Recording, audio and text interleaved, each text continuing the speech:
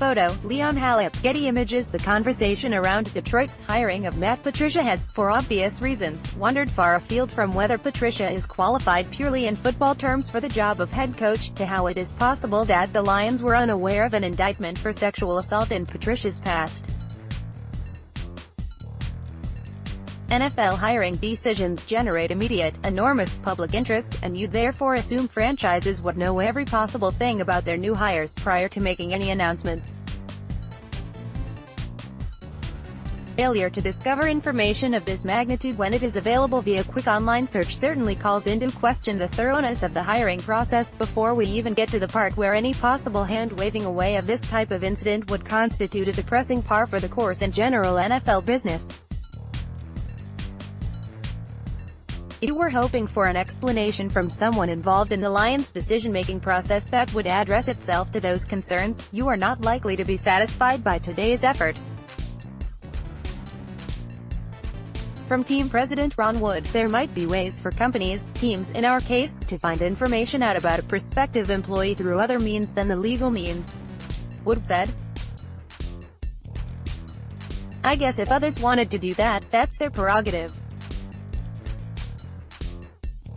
I'm only in charge of what the Lions do, and I want to do it the right way. Of course, a simple nexus search is nowhere close to other means than the legal means, but it's certainly true that employment law makes the situation more difficult than it might initially seem. Per the ESPN report, applicable laws prohibit the asking of candidates directly about any felony or misdemeanor arrests that didn't lead to convictions.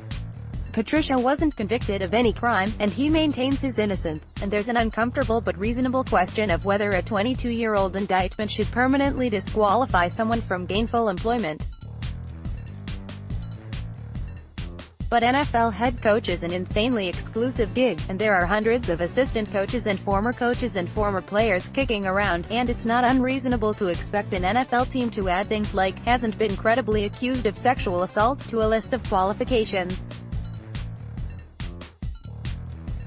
For sure, at a minimum, it's probably safe to say the Lions would not have hired Patricia if they'd anticipated the blowback they now face.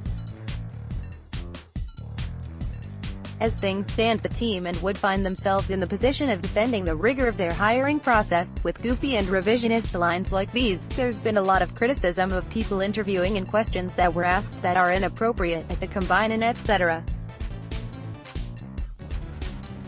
And we are not one of those teams that are going to do those kind of things, whether it's a player, a coach or an employee, Wood said.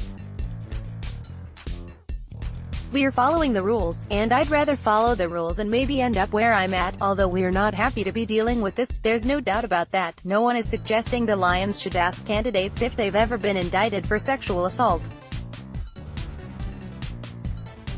It's not a refusal to break the rules that got the Lions into this mess, and the suggestion that solemn deference to law or noble notions of propriety kept them ignorant of this incident from Patricia's past is transparently false. Perpetrators of sexual assault overwhelmingly are not convicted of any crimes, and Detroit's background check process was ultimately vulnerable to missing important information for at least that reason.